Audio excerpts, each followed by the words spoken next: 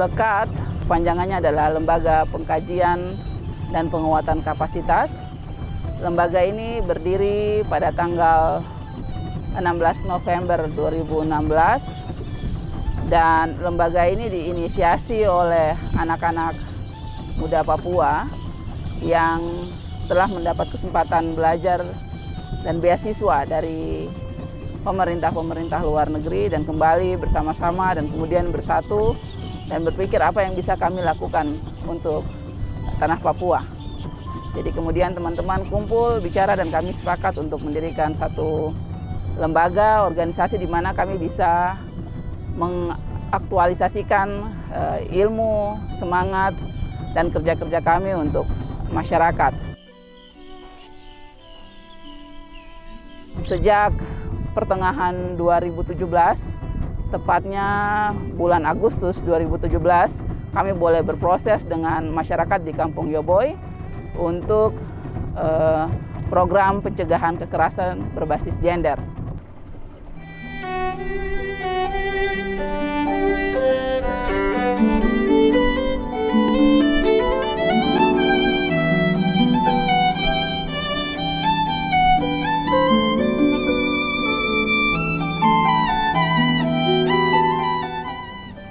Program ini kami mulai dengan melakukan inception phase atau fase perkenalan karena ini betul-betul tempat yang baru, lokasi yang baru dan pengalaman baru juga buat LEKAT sendiri. Jadi suatu perjuangan besar, kerja keras, kami harus masuk ke tempat yang baru, masyarakat yang belum kami kenal sama sekali, kami mulai masuk dengan bertemu dengan tokoh-tokoh adat, tokoh masyarakat, tokoh agama, tokoh pemuda. Kami coba membangun komunikasi, meminta izin untuk melakukan kegiatan ini di tengah-tengah masyarakat di Kampung Yoboy. Dan akhirnya kami bisa diterima dan kami boleh melakukan kegiatan ini sejak Juli 2017. LEKAT membawakan sesuatu yang sangat baru. LEKAT mengantar semua kegiatan itu melalui kelompok bapak-bapak itu sendiri, pemuda itu sendiri, dan ibu-ibu atau PW itu sendiri, ternyata jelas. Dan anak-anak sekolah minggu sendiri, itu sangat jelas tentang bagaimana peran masing-masing. Melalui organisasi, melalui kelompok kecil yang lain, melalui keluarga, dan mereka mulai mengerti bagaimana orang mengenal diri sendiri, bagaimana dia mengenal temannya, bagaimana mengenal istrinya, apa tanggung jawabnya sebagai seorang pria, seorang bapak, dan sebagainya. Ketika kegiatan itu berakhir, kita beberapa orang biasa duduk, membicarakan kembali, mengevaluasi kembali. Yang lain katakan, wah ini sebenarnya tidak baik, ini anak-anak punya modelnya. Tapi ada beberapa yang bilang, itu sudah. Kita kembali ke sana, kembali ke orang tua, kembali ke ibu-ibu. Akhirnya kita semua tahu posisi sebenarnya. Ibu dia tanya, bagaimana kita memutuskan mata rantai ini supaya jangan anak-anak yang kecil ini kembali mengalami. Pada duduk, Mama sambil bawa barang, terus kena di kayu kakinya. Bapak tidak lari ke sini, ke bantu. Ini orang Papua sifat ini. Kok mata taruh di mana aja? Saya biasa pernah. Orang Papua kelakuan ini sudah. Kalau langsung lari, bantu dia punya istri. Kasih sayang seorang laki seperti itu. Kalau orang Papua mungkin kasih sayang nanti malam, Bang. Hanya itu saja. Kalau kita ajari anak-anak, ya saudara perempuan jatuh, saudara laki harus bantu. Kalau kita ajar itu seperti itu, semakin besar, semakin buat hal yang baik. Sebenarnya ini adalah bentuk diskusi-diskusi reflektif yang berguna untuk, bertujuan untuk meningkatkan kesadaran masyarakat tentang pentingnya pencegahan kekerasan berbasis gender, baik di dalam kehidupan lingkungan rumah tangga maupun di lingkungan masyarakat secara umum. Nah, selama melakukan diskusi-diskusi ini, ketika kami berdiskusi dengan masyarakat, dengan kelompok-kelompok diskusi kami menyimpulkan ada dua. Ketika kita bicara tentang kekerasan, itu kita tarik kembali ke masyarakat, tanya ke mereka kira-kira apa penyebabnya, mereka akan kembali, kita bikin akar masalahnya akan kembali ke minuman keras. Tapi kalau kita khusus bicara dengan kekerasan berbasis gender, itu nanti kita akan lihat bahwa penyebabnya akan mengarah pada budaya.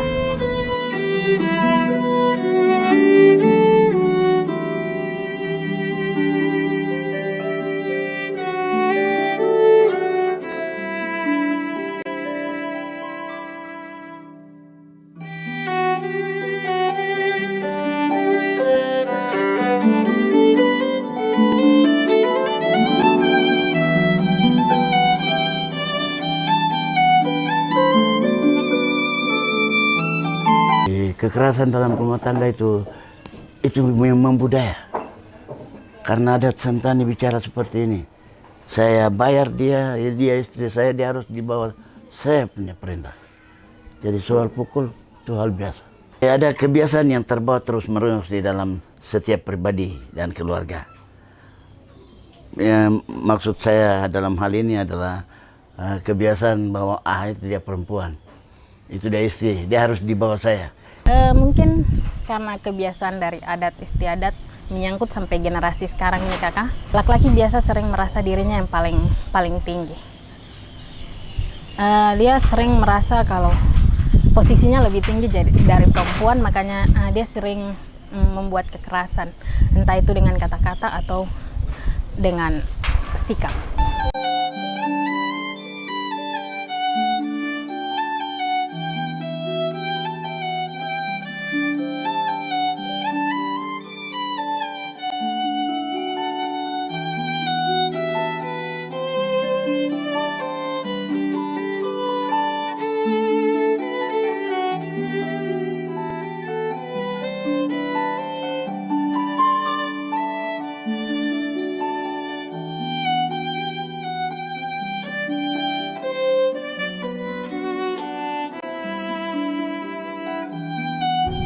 Ada satu hal yang menarik juga ketika kita bicara mengenai gender di dalam diskusi kami.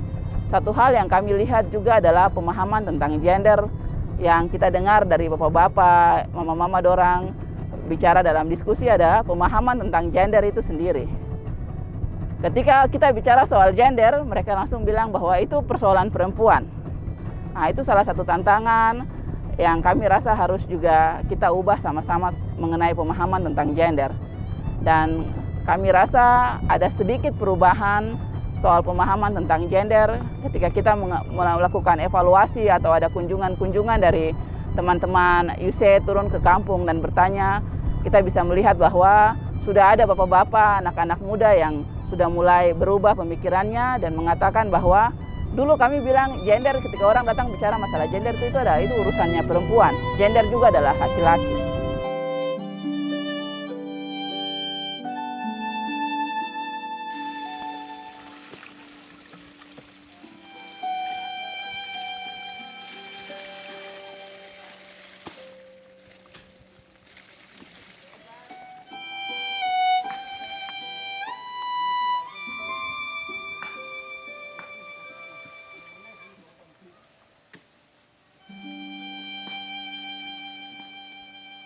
Jadi dulu waktu Lekat pertama datang, mereka lihat, untuk apa Lekat datang? Sekarang tidak. Setelah mereka ikut dalam kelompok kecil besar sesuai dengan pembagian dan jadwal yang Lekat bagi itu, mereka sudah kenal, ini Lekat yang datang. Dan mereka memberikan kesempatan, dan mereka juga hadir. Nah, Lekat dia datang antar kami semua melalui Alkitab, katakan begini, itu sepertinya mengejutkan setiap pribadi. Dia rasa kaget, ini yang sebenarnya ini. Ada banyak yang mengenal diri dan mulai berubah. Ada banyak teman yang tangannya ringan. Setelah ikuti dalam kegiatan-kegiatan Lekat, tangan yang tadinya ringan kembali jadi biasa.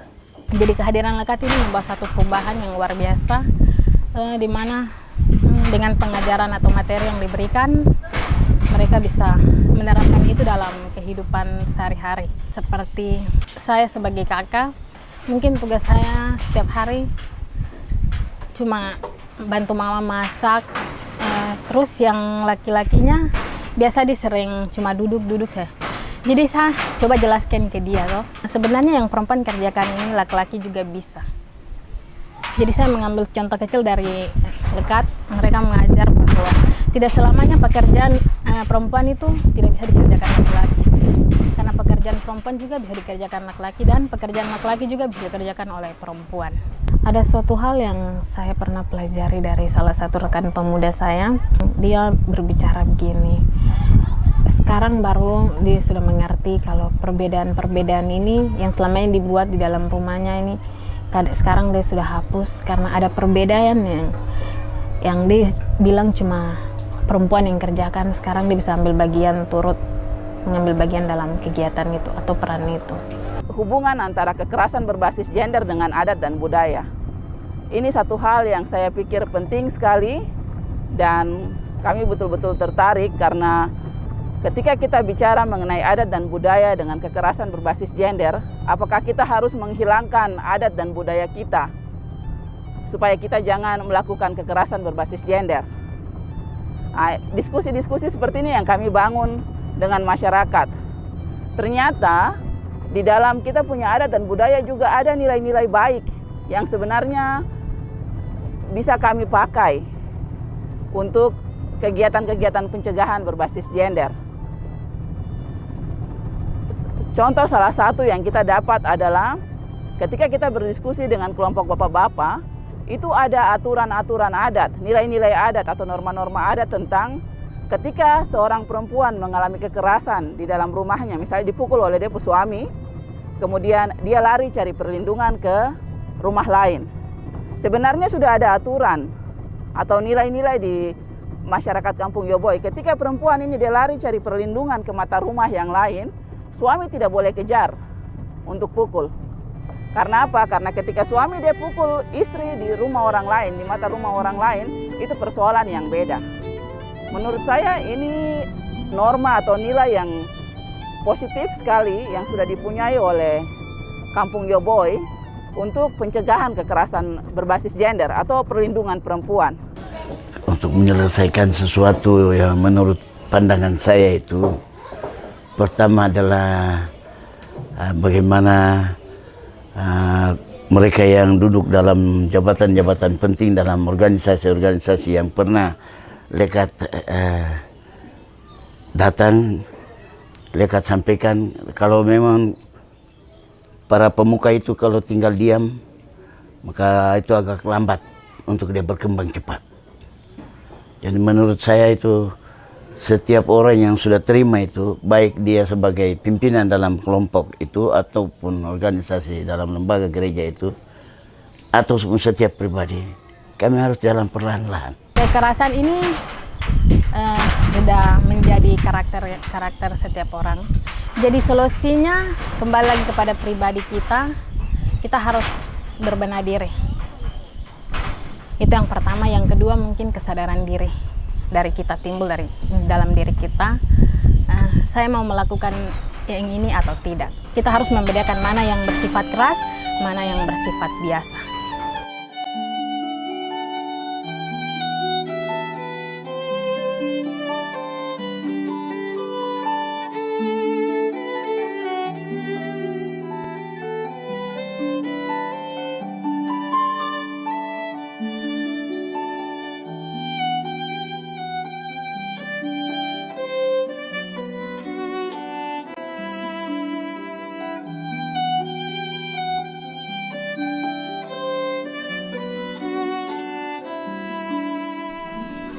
Sambil mandi kok dengar lagunya begini.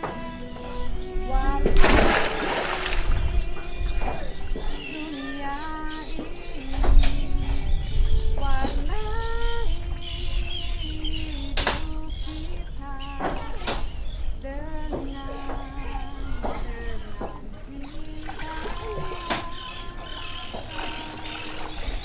Alihkan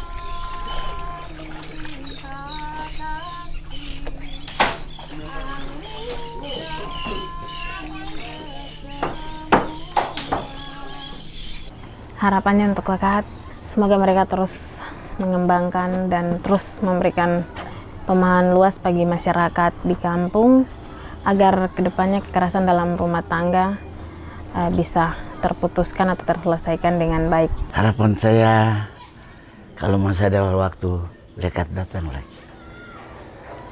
Karena saya berhenti di sini karena apa yang mereka terima. Begitu datang lagi, mereka nanti kembangkan. Mereka sambut dengan gembira sekali. Wah, ini dulu, saya masih di bagian ini belum selesai. Satu hal kita selalu bicara mengenai pembagian peran antara laki-laki dan perempuan. Kadang-kadang kita orang luar datang dan bilang bahwa perempuan Papua punya beban kerja yang sangat berat, laki-laki tidak pernah bantu. Itu yang orang luar bicara tentang Papua secara umum.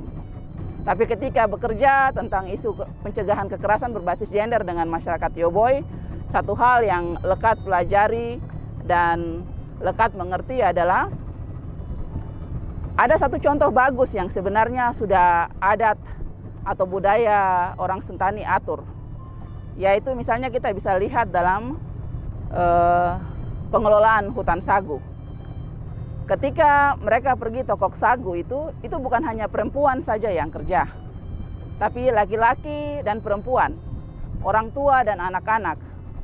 Orang tua dan anak-anak muda semua terlibat dalam proses itu, mulai dari tebang sampai selesai. Dan saya pikir ini adalah sesuatu yang sangat baik kita ambil dan kita bisa pakai itu untuk melakukan kampanye positif tentang bagaimana kalau misalnya di hutan sagu saja kita bisa membagi peran itu secara baik antara laki-laki dan perempuan, antara suami dan istri, antara bapak, mama, dan anak. Kenapa proses yang terjadi di hutan sagu ini tidak kita bawa dan kita lakukan di dalam rumah tangga untuk kegiatan-kegiatan pekerjaan domestik. Nah, itu yang kami pikir sangat baik sekali dan kami bersama-sama dengan masyarakat di Kampung Yoboi mulai membahas hal-hal itu dan kami sadar pekerjaan ini, perubahan sikap ini tidak bisa jadi dalam waktu yang singkat. Butuh waktu lama untuk merubah suatu kebiasaan. Tapi kami yakin bahwa kalau kita semua terus berusaha, pasti ada terjadi perubahan walaupun sedikit. Tapi yang sedikit itu sudah membuktikan bahwa itu bisa dilakukan. Di suatu sore nan sepi, ku duduk seorang diri, tertegun memandang indahnya alam negeriku. Air danau yang membiru, daun sagu yang menghijau, mengitari kampung kelahiranku.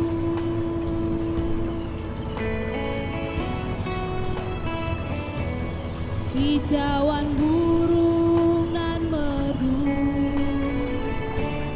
menambah syadu hatiku,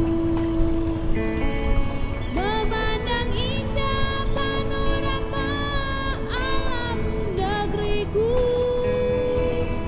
Barisan rumah yang tertata di tepi danau Sentani, oh ini